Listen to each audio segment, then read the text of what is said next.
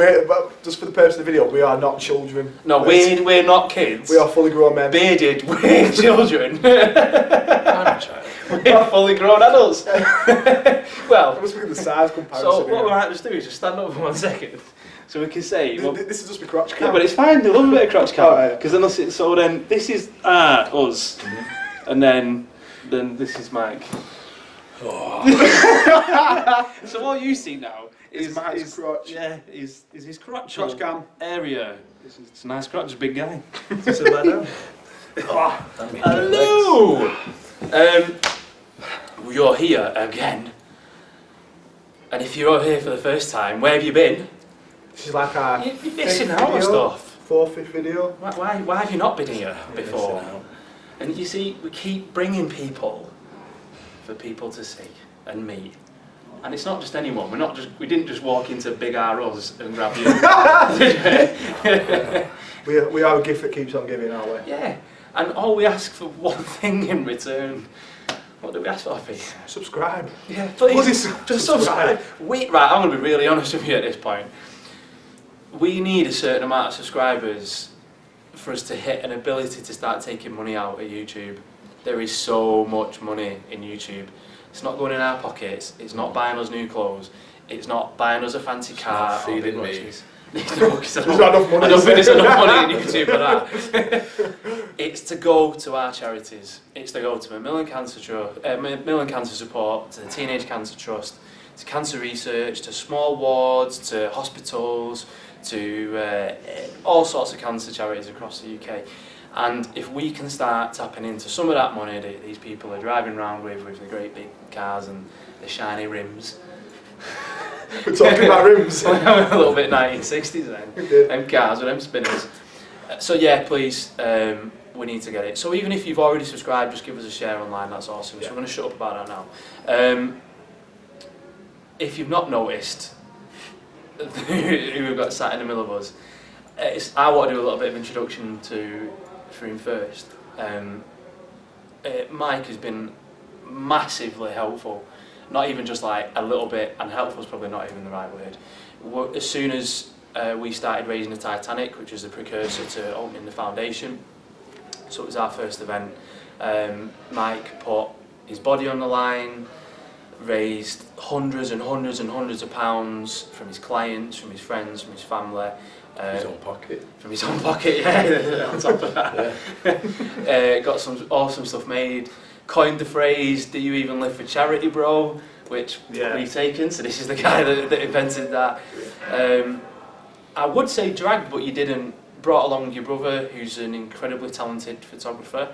He doesn't know it yet, but we're going to get him on for a video. We're going to get him on for a how-to video, because I think we're going to get him to give us a quick 5-10 minute chat of like maybe how to take a good photograph. Give us some tips as Yeah, well, 'cause so we we can need give it. good quality stuff back. Yeah, and the two of you have just supported us and helped. Raising the Titanic, you did 12 hours of lifting. Never again. Until next year. Oh yeah, never again. There's some awesome pictures of you getting massages, lay on the floor, sweating, just generally doing. Be glad it wasn't audio. So everyone's seen you. For the first launch of Lift for Cancer, you were our profile. You've been our cover star for Raising the Titanic. You were on our professional poster that we did. So you've been a massive part of it. My brother made that. Your brother did make it. Ooh. See, these links. That's what we're doing. But why I've got you here today is I can tell you how much I love you and all that stuff until the cows come home. See you again, fully grown adult, massive guy. Because a bit interesting about what you've got coming up, what you actually do, and if we can ask you a couple of questions that people who might watch this can take away. What you might not know about Mike, and you can probably tell it a little bit better than me, is that you went on a crazy transformation. Oh yeah. You looked completely different how you look now. Skinny as you. 22. Skinny as me. And I would, but I like this jacket. You don't want to rip it out. So there's going to be people who look in the mirror and see, they might be 8, 9, 10 stone, They might also, because you're obviously tall, you didn't stretch yourself, you were always quite tall. 6'3", 6'4", always. So you've gone from being 6'4" at a certain weight to where you're at now. So first of all, if you don't mind, just have a bit of tell us a little bit about that initial transformation and from where you started and where you're at now. I've been training 6 years now. I was 12 stone. Used to be an amateur cyclist. That's how I got my legs. And then went to university, got depressed and joined the gym. I was there 6 weeks. Right, okay. And when I came back, I've not left the gym. And I went to Total Fitness in Altrincham. First session, I was there 20 minutes, I left, I cried. I was too intimidated. The next day I went back, motivated, not intimidated. Okay. And I have now met some of the guys who intimidated me since, and I'm now bigger than them. But they have the utmost respect, and I have of them from what they've told me, and I've grown. So I am a personal trainer. I don't like personal training. I never like personal training people that want to be trained. Yeah. I am a head doorman in Cheetah Mill. His work cuts out for him. For those who don't know what Cheetah Mill's like. If you sat in Texas somewhere, and you Google Cheetah Mill Manchester, you will know. Strangeways Prison Riot. That's where I am. Yeah. That's where I work. Currently sat at 22 stone, 142 kilos. So I'm 83 kilos. What do you weigh? I'm practically 100. Right. So we're only a half of a me away from you. That's mad. So from 12 stone to 22 stone. 22 stone in 6 years. In 6 years. And I mean, there's a massive part of what you just said. And do you know what? It's like a really honest thing of what you've said there. Is that you went in, first of all, feeling depressed. So you were depressed and you turned to training. What made you, and again this is quite a personal question so you don't have to answer it, but a lot of people when they're depressed they might turn to alcohol, they might turn to a type of drugs or whatever, I don't know. What was that decision from you to go, right, okay, I feel depressed, I'm going to go and change me and change my body? The gym.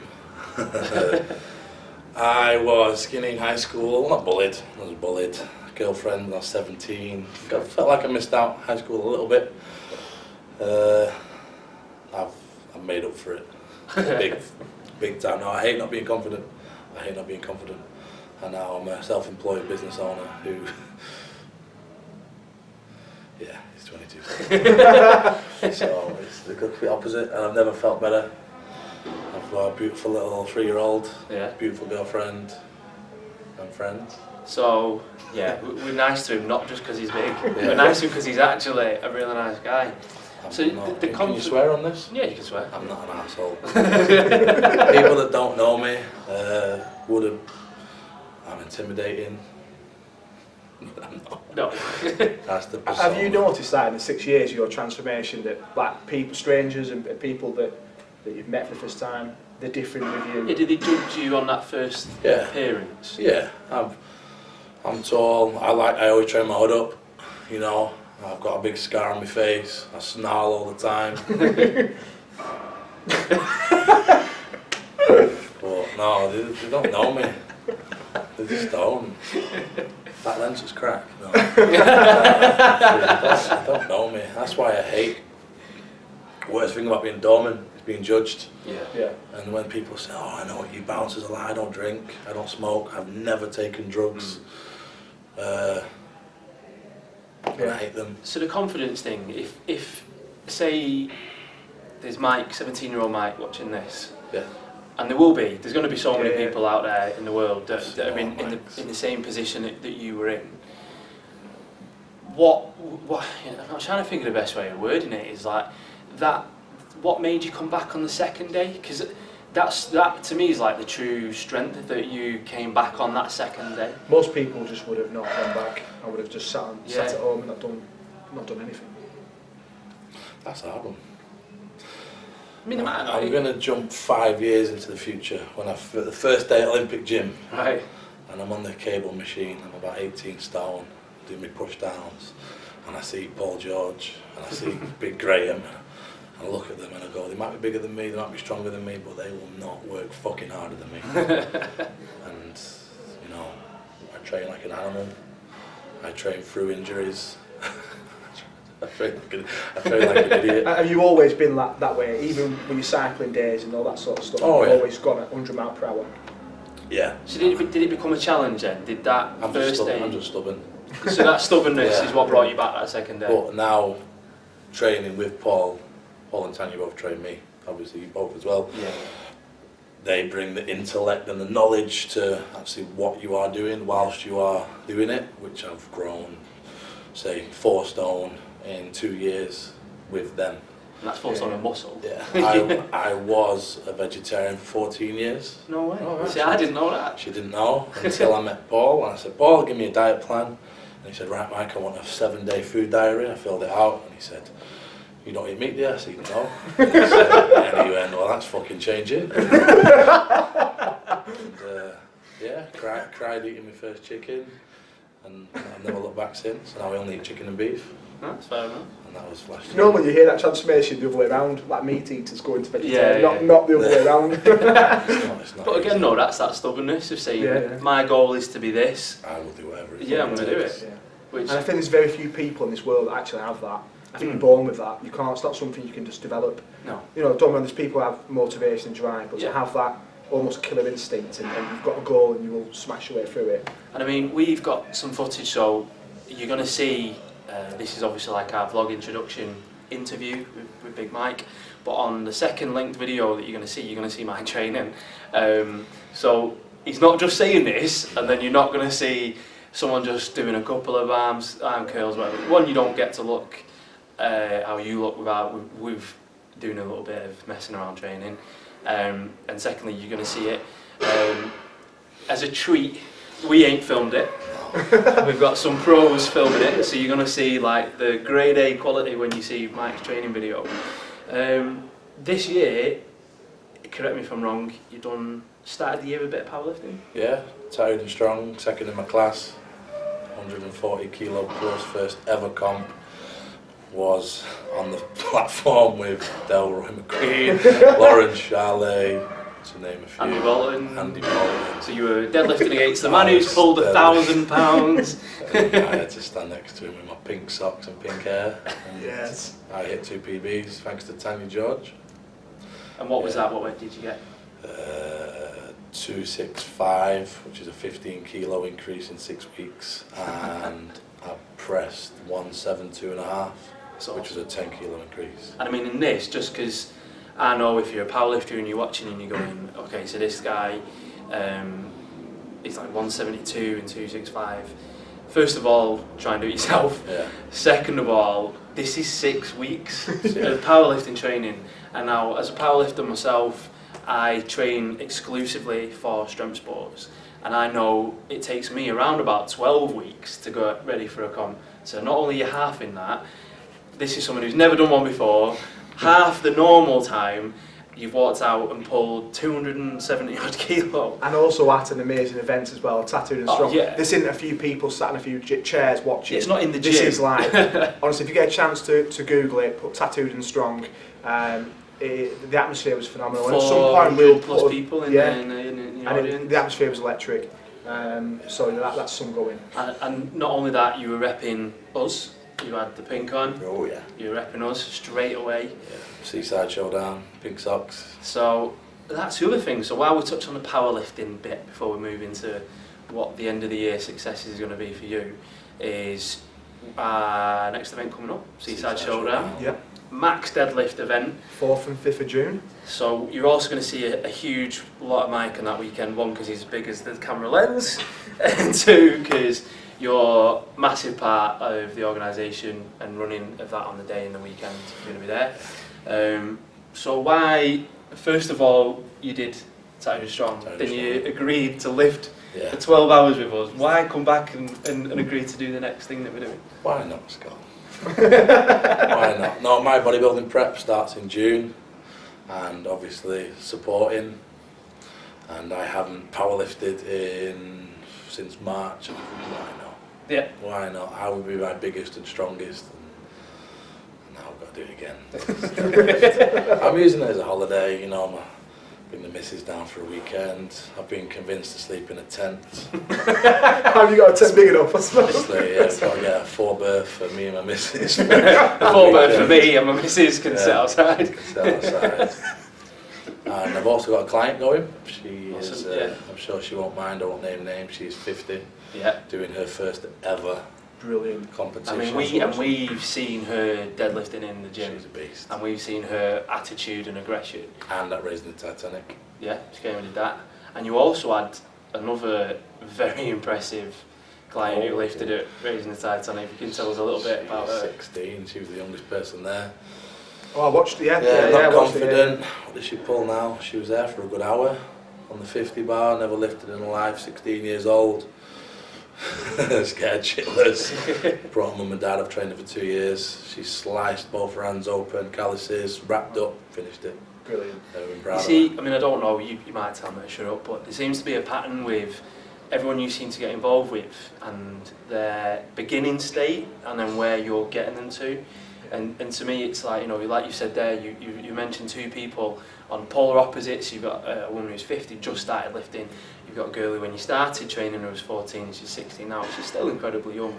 Both very low on confidence, and then quite a short space of time they're training with you, they're ripping bars off the ground and shouting, they're coming back and coming back. And I don't know whether you've noticed it, I don't know, it seems to match what you've done with yourself and your transformation, whether you've noticed that. Yeah, I get that from Paul. I don't compliment anyone. They need to deserve it. Yeah. You know, and I only ask for the best in people, which they not much. They shouldn't learn. Not the best. It's the best in effort. Yeah. They can lift 10 kilos off the floor as long as they're giving everything. Yeah. I've had clouts walk out the gym, and I've literally given the money back and told them to fuck off in a nice way. and in a normal way. Yeah, if they won't put the effort in, don't come and talk to me. Yeah, definitely. Do you find that sometimes that people will come to you who don't know you, that because you're a PT and who you are, they expect you to do all the work for them? Yeah, and they're the people that I tell to go away. Like at the moment now, I've probably got a solid base of 5 or 6 clients, not 20 to 30. Yeah. I won't train anyone. Yeah. I've took a massive pay loss by dropping people, but I'm a lot happier for it. Yeah. I want to go to work. I mean, that proves the fact that your client, who's, like I say, is 50-year-old lady, she's coming doing this as a first competitive competition. But we've seen the lifting in the gym and the conversations that you two have, you're always in her ear, you're very much motivating, and she seems to do it a lot back to you as well. And so is that just some things that, the way that you are, is that just natural, or is it what you've picked up from people around you? Personal training, that first word's most important. It's personal training. I hate personal trainers because you see a man who's 18 stone, he gets the same session plan as the girl that's 12 stone. He wants 2 different goals, and I go, no. I go, you want to do that? And I said to my lady who's competing, not the name, you can do that. She said, no, she can't. Saturday, I can't do 2 reps of 100. She did it twice. Yeah, she did 4. Yeah, she did 4. So you got to learn to bounce off each other, and you need to know how to talk to people. Say, I get that from my door work. Obviously, they're drunk at the time, and then you got to learn to push people, but make them believe they can do it. Yeah. That's why you lower your tone of voice. But you need to do it, So you've got bodybuilding show coming up at the end of the year. November the 6th. So November the 6th, you're going to be representing Live for Cancer. Where's the show? Where's it going to happen? I don't know. In the car park? Oh, Is it in the northwest? it's in the northwest. Cool. So it's in the northwest. One job at a time, seaside showdowns first. And then when my trainers get back from Finland, European Championships, that's when 5 months of prep starts. Wow, 5 months. Of prep, that's when I start to diet. So we might do another video. Yeah, we'll have to. Yeah, but what we'll do is we're going to sit probably there. Just because I don't want to look even worse sat next to you than I would. Because I often might look really small, as you can tell. And he's, I don't like embarrassing him often. It's not nice to embarrass a 22 stone man, is it, with a 83 kilo.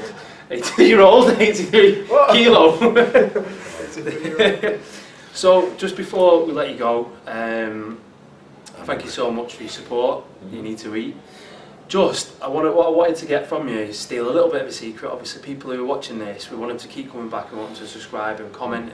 And they might want to leave some questions for you, and I can get them back to you, and you can potentially answer them on a later video.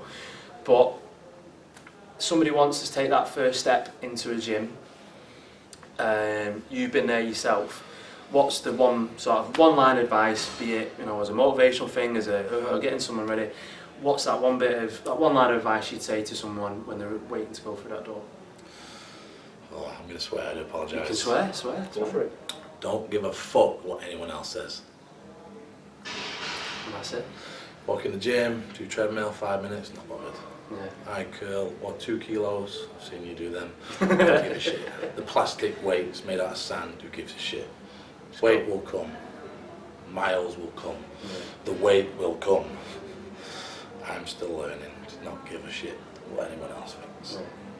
Well, we love you. Yeah.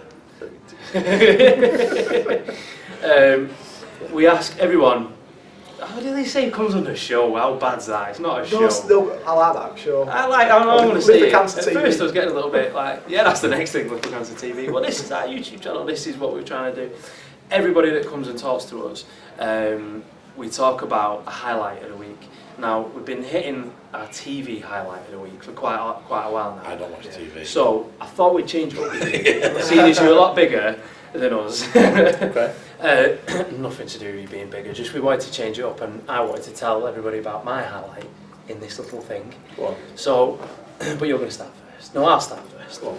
So, what's your musical highlight of the week? And when I say musical highlight, it could be a new song, it could be an old song, it could be a band, it could be a concert, anything along those lines. So I'll start with telling you what my musical highlight of the week was. So it was at 10 to 5 this morning. I was really tired and I was driving on the way to work, and I thought, I need something to get me going here. I need to get into work pumped. I need to go on a train tonight because I'm benching after this. And I'm going to get something blaring. Taylor Swift. Katy Perry. Really? Katy Perry, Raw, she did it. Raw. Wow. So I'm singing Raw, Katy Perry, all the way there. I got the tiger.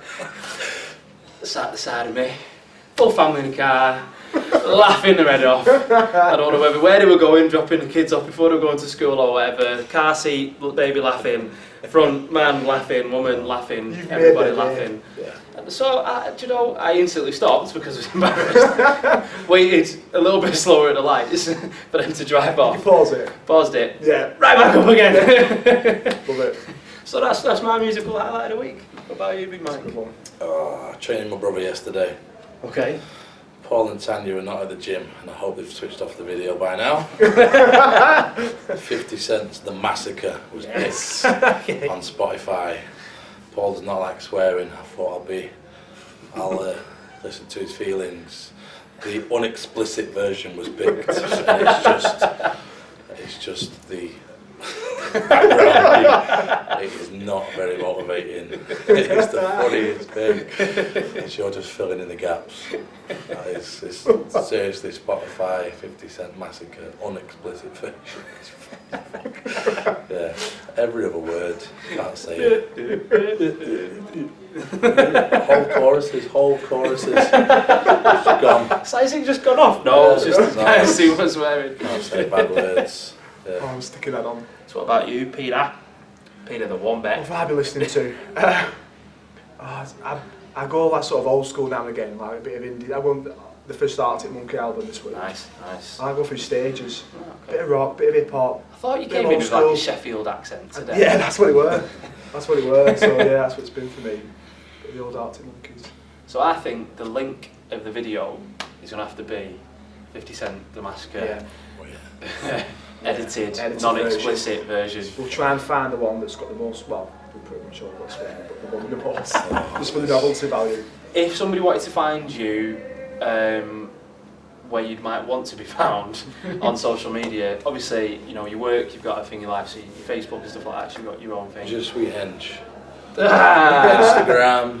So it's at Je suis hench on Instagram. Je suis hench. Don't add me on Facebook. It's a personal page.